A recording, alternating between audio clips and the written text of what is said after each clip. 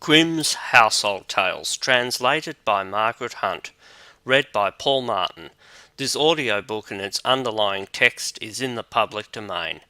Number 137. The Free Black Princesses. East India was besieged by an enemy who would not retire until he had received $600.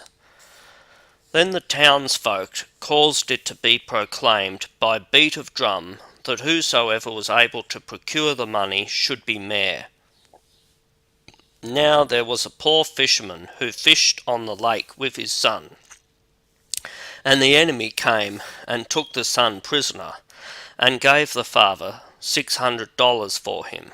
So the father went and gave them to the great men of the town, and the enemy departed, and the fisherman became mayor. Then it was proclaimed that whosoever did not say, Mr. Mayor, should be put to death on the gallows. The son got away again from the enemy, and came to a great forest on a high mountain. The mountain opened, and he went into a great enchanted castle, wherein chairs, tables, and benches were all hung with black. Then came 3 young princesses, who were entirely dressed in black, but had a little white on their faces. They told him he was not to be afraid, they would not hurt him, and that he could save them. He said he would gladly do that, if he did but know how. At this they told him he must for a whole year not speak to them, and also not look at them. And what he wanted to have, he was just to ask for, and if they dared give him an answer, they would do so. When he had been there for a long while, he said he should like to go to his father, and they told him he might go.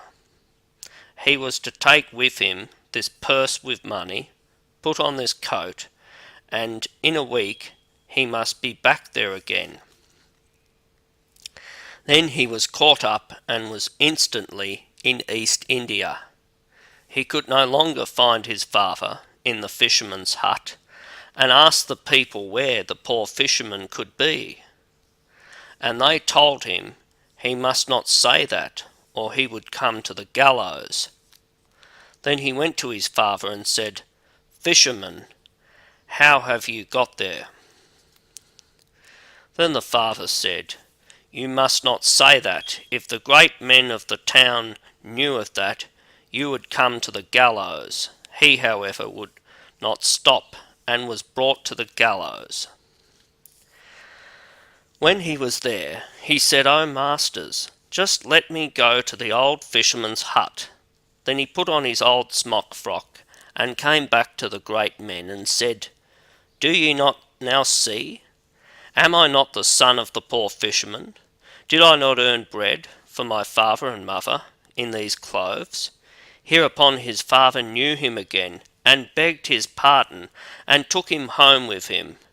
And then he related all that had happened to him, and how he had got into a forest on a high mountain, and the mountain had opened, and he had gone into an enchanted castle, where all was black, and 3 young princesses had come to him, who were black, except a little white on their faces.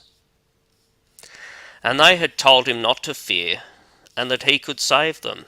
Then his mother said that might very likely not be a good thing to do, and that he ought to take a holy water vessel with him, and drop some boiling water on their faces.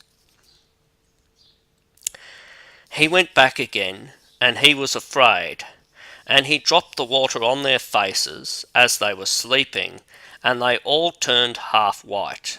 Then all the 3 princesses sprang up and said, You accursed dog, our blood shall cry for vengeance on you. Now there is no man born in the world, nor will any ever be born, who can set us free.